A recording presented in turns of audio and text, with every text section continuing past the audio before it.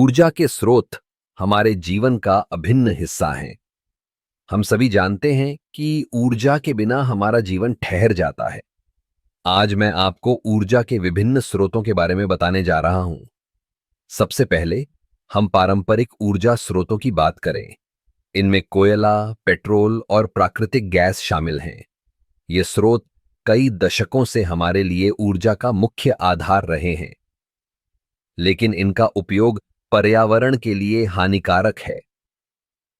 कोयले के जलने से कार्बन डाइऑक्साइड का उत्सर्जन होता है, जो ग्लोबल वार्मिंग का कारण बनता है। इसलिए हमें इन स्रोतों का उपयोग कम करने की आवश्यकता है। अब नवीकरणीय ऊर्जा स्रोतों की ओर बढ़ते हैं।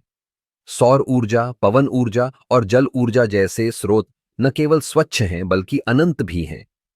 सौर ऊर्जा का उपयोग बढ़ रहा है।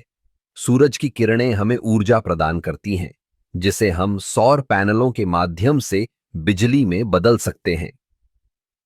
यह न केवल पर्यावरण के लिए फायदेमंद है, बल्कि यह हमारे बिजली के बिल को भी कम कर सकता है। पवन ऊर्जा भी एक शानदार विकल्प है। पवन टरबाइन हवा की गति को ऊर्जा में बदलते हैं। भारत में, खासकर राजस्थान और गुजरात में पवन ऊर्जा का उपयोग तेजी से बढ़ रहा है। यह एक स्थायी और स्वच्छ ऊर्जा स्रोत है, जो हमें प्राकृतिक संसाधनों का सही उपयोग करने की प्रेरणा देता है। जल ऊर्जा यानी हाइड्रो पावर भी एक महत्वपूर्ण स्रोत है। बांधों के माध्यम से हम नदियों के प्रवाह से ऊर्जा उत्पन्न कर सकते हैं।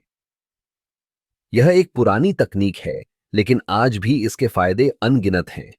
जल ऊर्जा का उपयोग करने से हमें बिजली मिलती है और यह प्रदूषण भी नहीं फैलाती। अब बात करते हैं बायोमास की।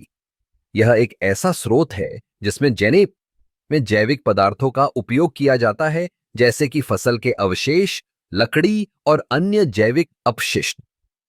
बायोमास से ऊर्जा उत्पन्न करना एक पुरानी परंपरा है और यह हमें कचरे का सही उपयोग करने का भी अवसर देता है।